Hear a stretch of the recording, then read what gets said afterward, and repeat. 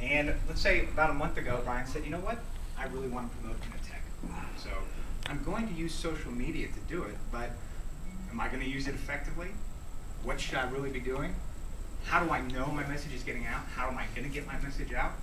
How do I measure all this at the end of the day? And how do I manage all of these accounts? So I use Spredfast. So I come in to Spredfast and I create a new campaign. This one's for Innotech promotion.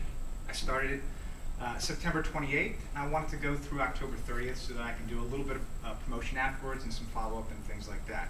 So this is my social media promotion for the Innotech event on 10/29. I select a few objectives. I'm doing some demand generation, product launch, brand engagement, and a little other. I'm launching an event. I add some things called social intelligence, which we'll get back into later, but that allows me to do add some things for search terms. I'll put in Innotech, Austin Innovation, startup. I'm going to look at some sites that we're going to index for you to provide some information. That's Mashable and TechCrunch for here, and I can also add some feeds, some RSS feeds to actually get some posts and streams in from there. So next is to set up a voice. Now, a voice is really a collection of accounts across different social media platforms. So Twitter, Facebook, YouTube, Flickr, and several different blogging platforms, including WordPress and Movable Type and things like that. And so for Brian's voice, for my voice, since I am Brian, for the moment, I've already set up my Twitter account. And, well, you know, Brian's got a blog, so let's add our blog. So I'll go ahead and put in our WordPress blog, and I'll put that austinstartup.com. Brian, fill in my credentials, and then I'm all set up. So then I go ahead and set up my initial event. I'm going to set up actually a daily tweet because I'm going to want to talk about Innotech every day for the next month or so. So I want to set that up every day. I've decided to set it up at 5:45 p.m. It's going to go out, and it's going to go out every day, and we're all good to go. So Brian, though, is not the only one who's going to be promoting and talking about Innotech. Sean Lowery is also going to be talking about it, so we want to bring him in and set him up with a voice in several accounts and things like that. So Brian, though, he doesn't really trust Sean, so he's going to come back and set up some roles for Sean so he can sort of limit everything that Sean can do.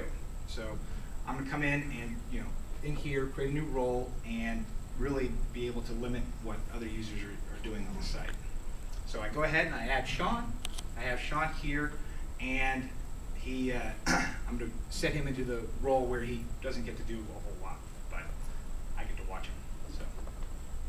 So now I've got my voices, and you can see here when we're looking at our voices, this gives you a quick view of how well each one of the voices are doing. And since I've just set it up, I've got no engagement or reach or activity, but we'll get into those in just a second. So from here, I go ahead and I manage my campaign. So I start setting up my events. And I've got a full calendar here where I can set events up all the way out in the future. And it's not showing up well on here because I think of our connection, but these boxes can come in blue, orange, and red. So when they're in the blue, that means that they have content associated with them and they are ready to go out, or they have gone out. If it's red, then it shows up there's been an error. So you need to take an action to do something. If it's orange, it says that there's that you need to add content. Go ahead and get started on that. So we'll go ahead and add some content for one of them. So we can go ahead and we can create a microblog post. Let's say this is one of our daily tweets. Maybe this is one that went out a couple days ago at 5:45. And I put this in here. I go ahead and I can insert links and put a bit.ly link, which we'll be able to track metrics on later, and put this all together and send it out. And after it's sent out, I can then go and look at my activity stream and see what's been talked about. So I can actually go into the individual posts that have been sent out, and I can do replies and retweets from there to see who's followed me and who's taken actions on this particular tweet. And I can do this all from within Spredfast, and I'm still collecting data and still collecting information on this particular tweet and things things like that, which will feed back into our metrics later on. So I'm not just tweeting, I'm also blogging. So let's say that we've advanced in time here quite a bit. It's last night, and I want to put my last blog reminder up there. So I go ahead and I do that. I set it up for 6:30 p.m. last night, so we're in the past right now. And I go ahead and set that event up, and then I want to go and actually create content for it.